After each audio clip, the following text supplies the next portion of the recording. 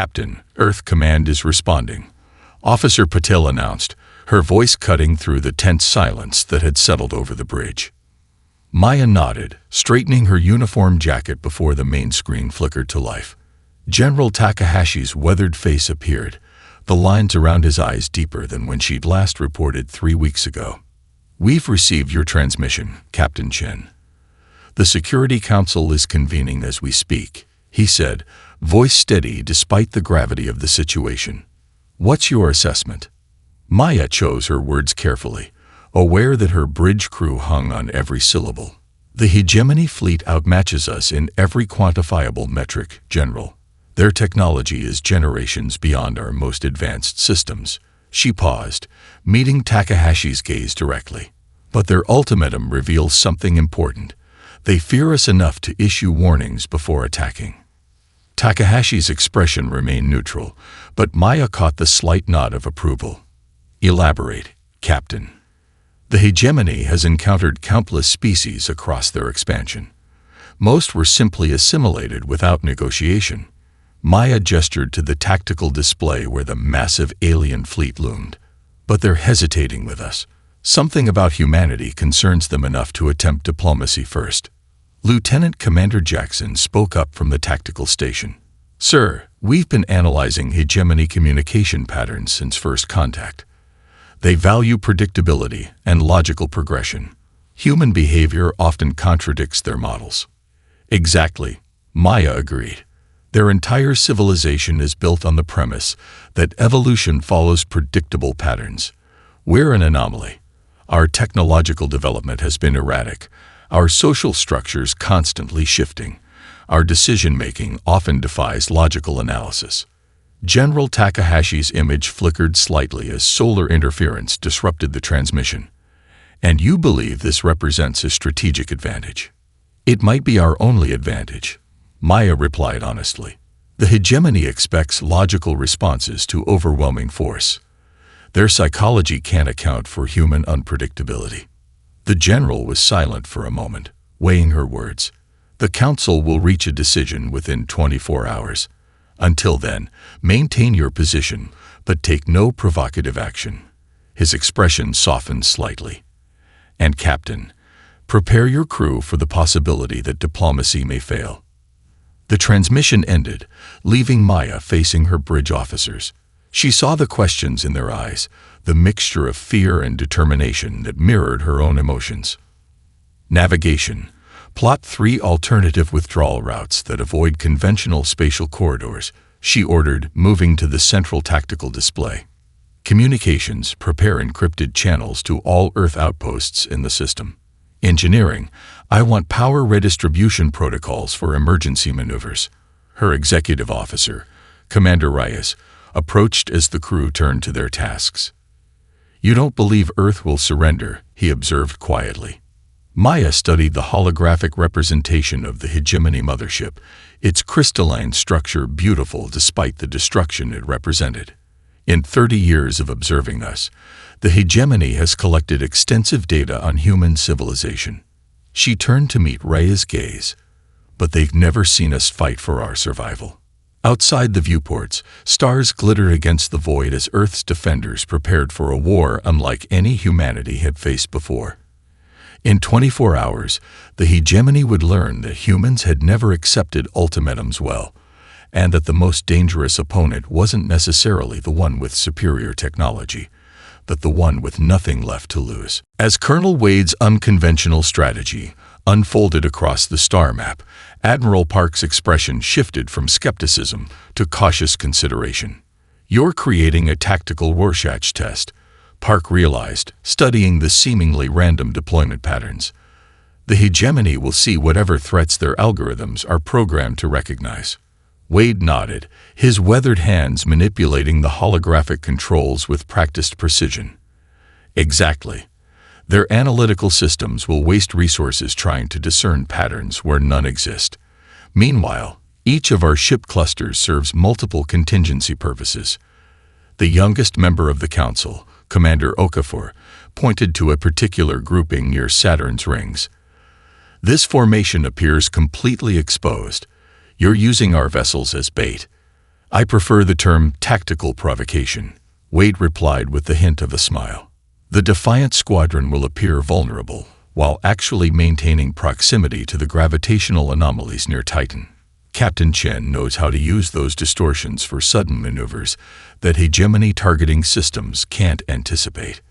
Admiral Park zoomed in on Earth's orbital defenses. And our homeworld. We can't leave it unprotected. Wade tapped a sequence into the console, highlighting several planetary defense platforms. We're not abandoning Earth. We're creating a defensive posture that appears conventional while incorporating unconventional elements. The hegemony expects us to concentrate our forces here, so we'll present that expected pattern while embedding surprises. As the Defense Council continued their strategic debate, Dr. Kermani's team on Mars worked with quiet intensity. The underground facility hummed with energy as technicians made final adjustments to the Prometheus prototype. Power synchronization complete, reported Dr. Nazari, Eliza's chief assistant.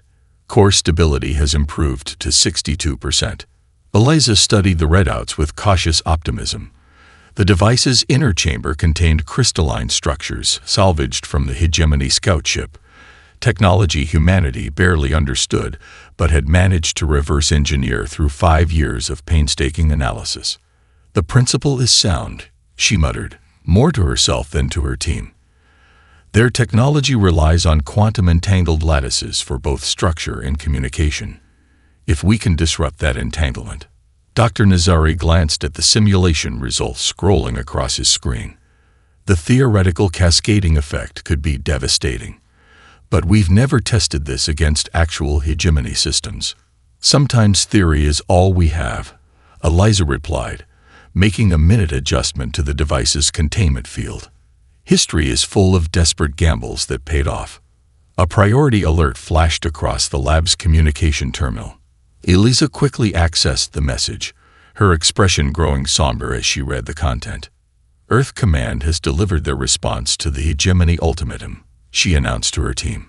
Diplomatic channels are being maintained, but we're officially on war footing. All defensive systems are transitioning to combat readiness. The laboratory fell silent as the implications settled over them. Dr. Nazari was the first to speak. How much time do we have? Eliza turned back to the Prometheus device, its core pulsing with unstable energy. Official channels give us another 48 hours of negotiation. Realistically, the hegemony could strike at any moment. They don't exactly follow human conventions of warfare. Throughout the solar system, humanity's forces continued repositioning according to Wade's unconventional strategy. To hegemony observers, the movements appeared disorganized and desperate. Their analytical systems calculated a 97% probability of swift victory. What their algorithms failed to recognize was that humanity had never won its greatest battles through superior force or conventional tactics. Earth's history was written by those who found ways to triumph when victory seemed impossible, a quality no hegemony predictive model could quantify. The Defiant shuddered as it emerged from Jupiter's roiling atmosphere, hull temperature gauges flashing warning signals across every console on the bridge. Captain Chen gripped her command chair, ignoring the cascade of system alerts demanding attention. Hull integrity at 78%, reported Chief Engineer Takamoto through a static fill channel. Another 20 seconds and that soup would have cooked us alive. Noted, Chief. Maya replied calmly. Status of Kermani's packages. Lieutenant Harrison monitored the deployment bay sensors from Tactical. All 7 devices show green, Captain. Deployment mechanisms functional. He hesitated, checking additional readings. Though after that atmospheric stress, I'd give them 90% reliability at best. Maya's eyes remained fixed on the tactical display where 7 hegemony vessels maintained formation at the calculated emergence point. The alien ships had positioned themselves precisely where Colonel Wade's analysis had predicted, their tactical algorithms incapable of imagining the suicidal maneuver the Defiant had just executed. Hegemony vessels adjusting course, reported Harrison, tension evident in his voice. They've detected us. Weapons systems coming online. Maya studied the formation, noting the precise spacing between vessels, a testament to the mathematical perfection the hegemony valued above all else. Time to intercept. 47 seconds. She nodded, decision made. Initiate protocol chaos. The bridge crew exchanged glances before executing the unconventional maneuver they had practiced for weeks. Instead of evasive action, the Defiant accelerated directly toward the hegemony formation, weapon systems powered down, all available energy diverted to engines and the specialized deployment system. They're confused, Harrison noted, monitoring enemy targeting patterns. Their tracking systems are attempting to calculate our attack vector, but our approach doesn't match any known combat protocol. Through the viewport, the crystalline hegemony vessels grew larger, their surfaces refracting sunlight in hypnotic patterns. Energy weapons began charging, visible as building luminescence along their hulls. 30 seconds to optimum deployment range. Harrison counted down. 25. 20. Maya keyed her command override. All hands, brace for proximity detonation. Medical teams on standby. At precisely 17 seconds to impact, the Defiant's specialized launch tubes ejected Kermani's quantum mines. The devices, each barely larger than a human hand, propelled themselves towards separate hegemony vessels using miniaturized gravity drives. Mines away, Harrison confirmed. Tracking. Attachment confirmed on targets 1 through 5. 6 has attached. 7 is. He paused. 7 has achieved successful attachment. All packages delivered. Full reverse thrust. Maya ordered. Evasive pattern Delta. The Defiant's engine screamed in protest as the ship executed a punishing reversal, structural integrity alarms blaring as G-forces tested the limits of both the vessel and its crew. On the tactical display, the quantum mines pulsed with increasing frequency as they synchronized their detonation sequence. Minimum safe distance in 5. 4. Harrison's count was interrupted as the vacuum of space briefly transformed into a spectacular light show. The quantum mines detonated simultaneously, each creating a localized disruption in the molecular cohesion of hegemony crystalline technology. The bridge viewports automatically darkened as 7 blinding flashes merged into one overwhelming burst of energy. When the screens cleared, the tactical display told an astonishing story. The initial 7 targets had been completely destroyed, and the subspace ripple effect had claimed 16 additional vessels whose systems had been linked through quantum entanglement. As the Defiant limped away from the devastation, its hull scorched and systems damaged but still functional, the hegemony command consciousness experienced something unprecedented in its centuries of existence. Uncertainty. Their combat simulations had never accounted for an enemy willing to execute maneuvers with single-digit survival probabilities. The collective intelligence adjusted its strategic assessment of humanity upward by several significant factors. These creatures were not merely primitive biologicals operating on predictable instincts. They represented something far more dangerous, an enemy capable of defying conventional tactical logic. From his vantage point in the abandoned copper mine, Colonel Wade studied the holographic representation of young Datu Williams. The boy's thin face showed exhaustion, but also fierce determination, as he delivered his report through the heavily encrypted quantum channel. The processing center in Chicago utilizes 7-tier security, Dant explained, his voice occasionally dropping to a whisper. Biometric scanners, quantum entanglement locks, and neural signature readers at every checkpoint. Wade leaned forward, impressed despite himself. Yet you managed to bypass them all. A ghost of a smile crossed Dant's face. Their technology is built around their understanding of biological functions. They calibrate respiratory monitors to detect breathing patterns of all known sentient species. His chest expanded slightly with pride. But they never considered that a human could simply stop breathing long enough to move through the detection zones. The Olympic-level swimmer had modified his own technique, combining meditation practices with physiological training to extend his breath-holding capacity beyond normal human limits. What had once been training for gold medals now served a far more crucial purpose. "What did you find inside?" Wade asked, signaling his intelligence officer to record every detail. Dant's expression grew more serious. Their command center contains a three-dimensional strategic display, a complete map of hegemony fleet deployments throughout the solar system. His fingers tapped commands on a small device, transmitting data through the secure channel. "I managed to extract their communication protocols, authentication sequences, and tactical algorithms." The intelligence officer whistled softly as the data appeared on his screen.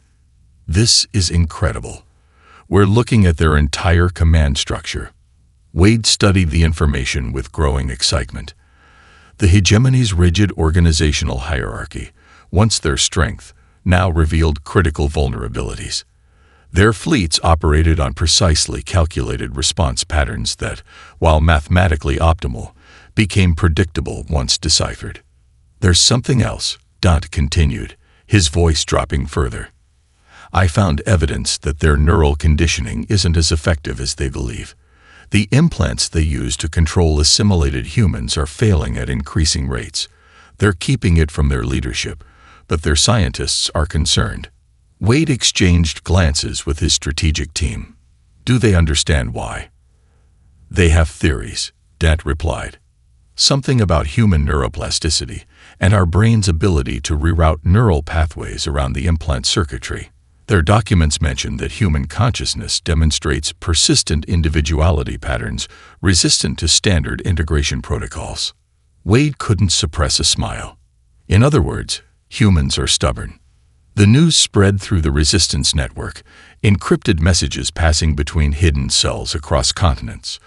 The revelation about implant failures transformed their strategy.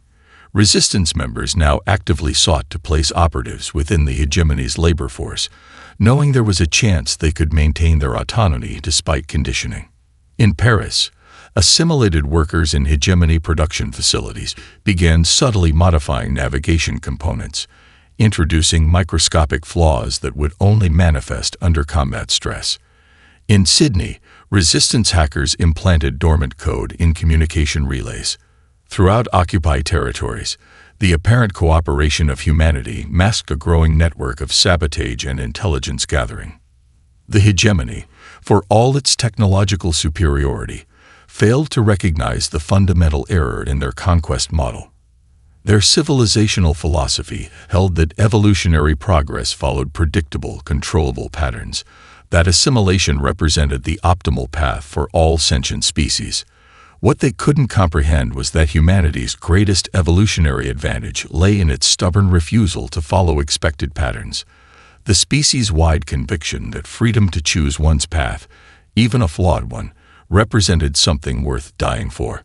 As Wade transmitted Dant's intelligence to the scattered fleet, humanity's defenders gained something that had been in short supply since the invasion began: hope based on concrete strategy rather than desperate determination. Captain Chen's team moved through the alien vessel's crystalline corridors, each passage pulsing with strange bioluminescence that responded to their presence. The strike team had practiced this operation countless times in virtual simulations, but reality proved more challenging. The mothership's interior shifted subtly, its architecture responding to the presence of intruders. "Junction 7 should be 30 meters ahead," Lieutenant Quan reported, consulting the holographic map based on Dant's intelligence. "But these readings suggest a reconfiguration of the original layout." Maya studied the alien symbols etched into the translucent walls, recognizing patterns that matched Dr. Kermani's briefings. "They're adapting to our presence. The ship itself is responding defensively." A sharp crystalline tone echoed through the corridor, the alien equivalent of an alarm. The walls pulsed faster, shifting from blue to a deep crimson that bathed the team in blood-colored light. "Contact imminent," warned Sergeant Rodriguez, the team's combat specialist. Movement from multiple vectors. The first hegemony security drones rounded the corner, hovering crystalline structures with no recognizable features beyond the energy weapons sprouting from their centers. Rodriguez and two Marines opened fire, their modified pulse rifles targeting the weak points identified in previous encounters. 3 drones shattered, but 5 more appeared behind them. "We need to reach the central chamber," Maya reminded her team as they took defensive positions. "Time is critical." Specialists Jackson and Torres deployed the countermeasures Dr. Kermani had designed, small devices that generated quantum field disruptions specifically calibrated to the hegemony's sensory systems. The effect was immediate. Several drones hesitated, their movements becoming erratic as their targeting capabilities faltered. "Advancing," Maya ordered, leading her remaining team members through the momentary gap in the defense perimeter. The firefight intensified as they approached the central consciousness chamber. Specialists Afolayan and Cheng fell defending a critical junction, their sacrifices buying precious minutes as the rest of the team pressed forward. By the time they reached the massive doors leading to the control nexus, only 5 of the original 12 remained. The doors parted unexpectedly, as though inviting them in. The spectacle beyond momentarily froze them in place, a cathedral-like space where crystalline structures formed complex geometric patterns, all pulsing in perfect synchronization. At the center floated what appeared to be a massive crystalline brain, tendrils of light connecting it to every part of the chamber. "The collective consciousness interface," Maya whispered, recalling Kermani's briefings. "The coordinating intelligence of their entire fleet." "Captain, security protocols are adapting," warned Lieutenant Quan, monitoring the alien system responses. "They're flooding the chamber with some kind of defense mechanism." The air around them began to shimmer as microscopic crystalline particles formed a haze that grew denser by the second. Maya knew they had moments at most before the defensive system would become lethal. "Cover me," she ordered, unslinging the Prometheus device from her back. Rodriguez and the 2 remaining Marines formed a protective triangle around her, firing in coordinated patterns to disrupt the increasingly aggressive security drones pouring in from adjacent chambers. Maya activated the device, its core beginning the complex initialization sequence Dr. Kermani had drilled into her memory. Energy weapons fire intensified around them. Lieutenant Quan cried out as a crystalline shard pierced his shoulder. Rodriguez took a direct hit to his chest, but remained standing, his armor smoking from the impact. 30 seconds to full activation, Maya reported, watching the device's display count down. The crystalline haze grew thicker, now painful against exposed skin. A barrage of energy blasts tore through their defensive position. One of the Marines collapsed, then the other. Rodriguez intercepted a blast meant for Maya, the impact throwing him across the chamber. 20 seconds, Maya whispered, now alone with the device as the chamber filled with security drones and the air itself became a weapon. She locked eyes with the pulsing crystal brain at the chamber center, a strange sense of connection forming as she confronted the alien intelligence directly. In that moment, she understood that this was more than a tactical battle. It was a fundamental clash between different evolutionary paths, different visions of what sentient life could become. For Earth, she whispered, clutching the device against her chest as she made her final dash toward the central platform. The strategic implications of Vexalia's revelation sent ripples through Earth's command structure. Colonel Wade assembled an emergency council, including representatives from the remaining fleet vessels and resistance cell leaders from 3 continents. Our understanding of the hegemony has been fundamentally incomplete, he explained, gesturing to the holographic representation of Vexalia hovering above the conference table. The alien's crystalline features seemed less rigid than typical hegemony representatives, suggesting a level of individuality the humans had not previously observed. The founders, the original species that created the collective, comprise less than 2% of the hegemony's total population. Vexalia continued. The rest are conquered species, assimilated over centuries, and controlled through the collective consciousness network. Admiral Santiago leaned forward, her expression skeptical. If that's true, why haven't we seen resistance from within before now?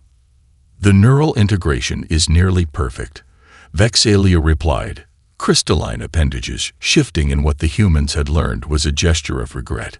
Most assimilated species lose their sense of individuality within generations, but our faction has maintained separation through specialized shielding technology. The aliens' next words captured every human's attention. We have observed your resistance with growing fascination. Your neural structure has proven remarkably resistant to integration protocols, and your tactical decisions consistently defy our predictive models.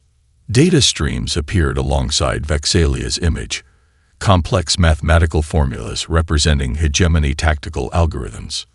Your species operates with what our scientists would consider computational noise, intuitive leaps, emotional responses, and seemingly irrational decisions that occasionally produce superior outcomes to optimal logical choices.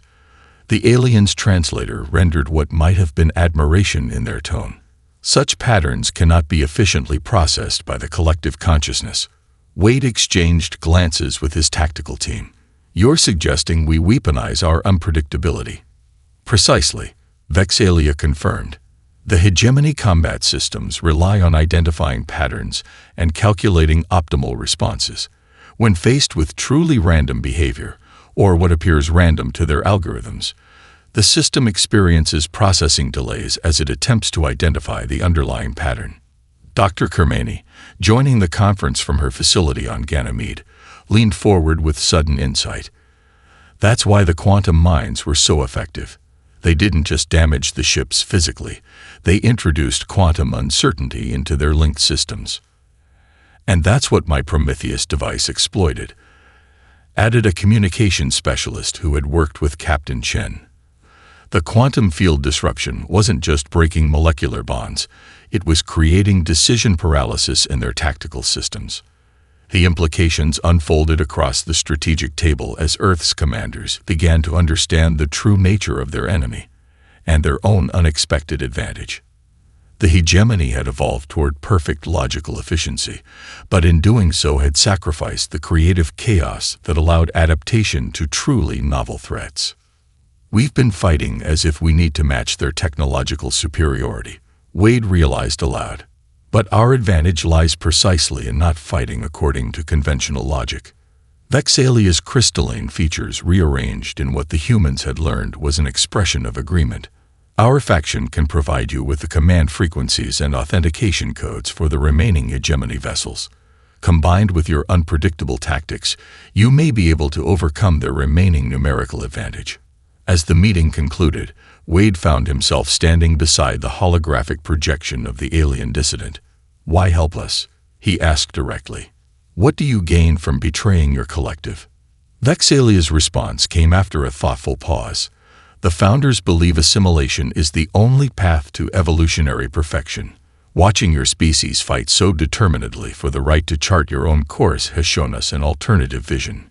Perhaps true evolutionary advancement comes not from conformity, but from the freedom to determine one's own path. The bridge of the Earth vessel Intrepid fell silent as Admiral Santiago outlined Operation Unpredictability to her assembled officers. Their expressions ranged from confusion to outright disbelief. Permission to speak freely, Admiral, requested Commander Okafor, the vessel's tactical officer. Santiago nodded. Granted. With respect, this plan violates every principle of strategic doctrine, Okafor stated, gesturing to the battle projections. Dividing our forces, inconsistent formation patterns, communications protocols that change mid-engagement, it's tactical chaos. Precisely, Santiago confirmed with a thin smile. And chaos is exactly what the hegemony cannot effectively process. Throughout the combined human dissident fleet, similar briefings occurred as commanders received their sealed orders containing unique action parameters. No two vessels would follow identical patterns, creating a battlefield complexity that defied conventional analysis. On the dissident flagship, Dant Williams worked alongside a team of crystalline aliens whose biology remained mysterious to him despite weeks of close collaboration. His console displayed lines of hegemony code, mathematical patterns of breathtaking elegance that controlled their communication network. Their programming is beautiful, he mused, studying the algorithmic structures. Perfect logical progression with no redundancies or inefficiencies. Vexalia's crystalline appendages shifted in what Dant had learned was amusement. Beauty can become fragility when it lacks adaptation mechanisms. Their code cannot handle true randomness. It seeks patterns even where none exist. Together, they refined the virus that would exploit this fundamental weakness. While hegemony systems excelled at detecting conventional cyberattacks, they had no effective defense against code that deliberately introduced random variables and paradoxical instructions, the computational equivalent of nonsense poetry. They'll detect the intrusion almost immediately, Vexalia cautioned. Dant nodded, but they won't understand what they're seeing. Their analysis protocols will waste processing power trying to decode meaningful patterns in completely random data. As the final battle approached, Colonel Wade addressed the combined fleet from his command center on Earth.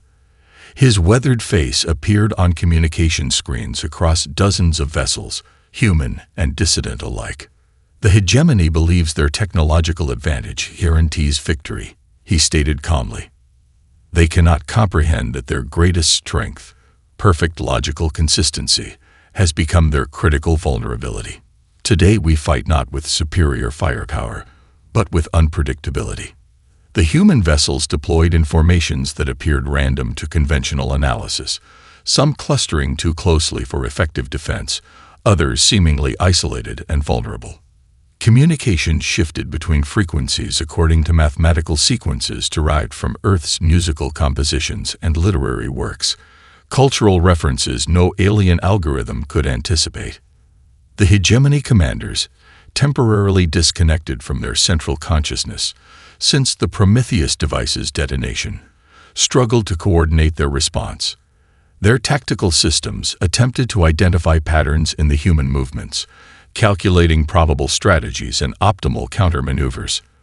But as the engagement progressed, processing delays increased exponentially.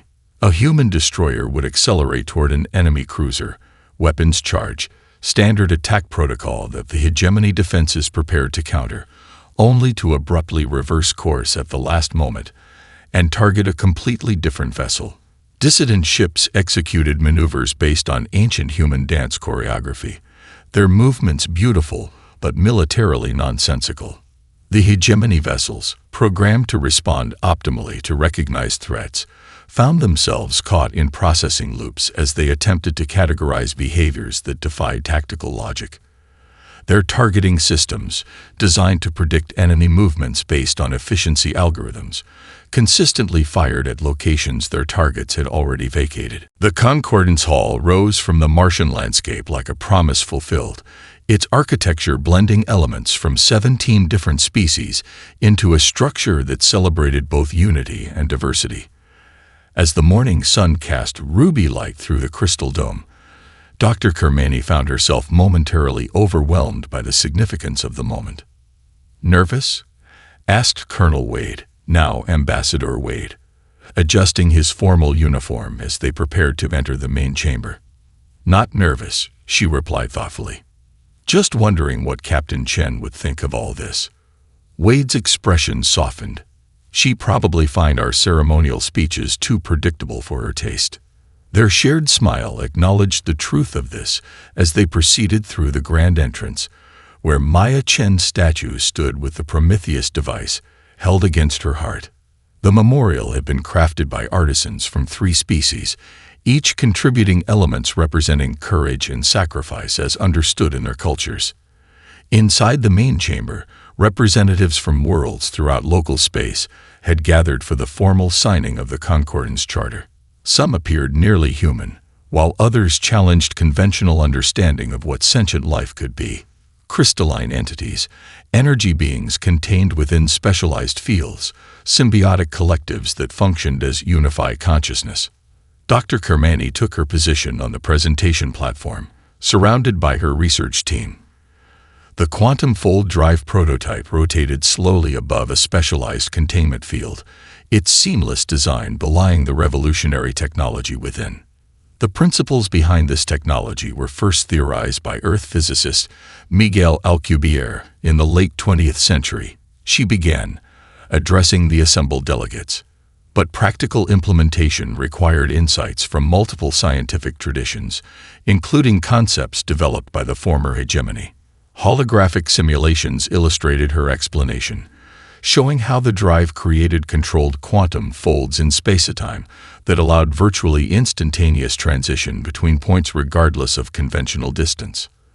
Early tests demonstrate stable corridor formation across 12 light-years, she continued. Theoretical models suggest no upper limit to potential distance, though energy requirements increase exponentially beyond certain thresholds. A murmur passed through the gathering as the implications became clear. Such technology would transform civilization itself, connecting distant worlds that had previously been isolated by the vast gulfs between stars. Ambassador Wade stepped forward as Kermani concluded her presentation. Unlike the hegemony, which restricted technology to enforce dependence, Earth offers this breakthrough freely to all Concordance members. His gaze traveled deliberately across the diverse gathering. With a single foundational principle embedded in our charter, the recognition of each sentient species' right to self-determination. The signing ceremony proceeded with representatives approaching the central platform in an order determined by random selection rather than size, power, or seniority, a deliberate rejection of hierarchical thinking. Each signatory added not only their formal endorsement, but also a cultural symbol representing their species' unique perspective. As the proceedings concluded, Ambassador Wade found himself standing beside Vexalia, before the memorial to Captain Chen. Your species remains an enigma, the crystalline being observed, facets shifting in thoughtful patterns. You could have demanded technological concessions, territorial advantages, or security guarantees in exchange for the quantum fold drive. Wade considered this. Perhaps that would have been the logical approach. Yet you chose inclusion over advantage, Vexalia noted. Connection over dominance. We've learned something from this conflict, Wade replied, gazing up at Chen's memorial. The hegemony pursued perfection through uniformity, and found fragility instead. True strength, true evolutionary advantage, comes from diversity, from the unpredictable creativity that emerges when different perspectives converge.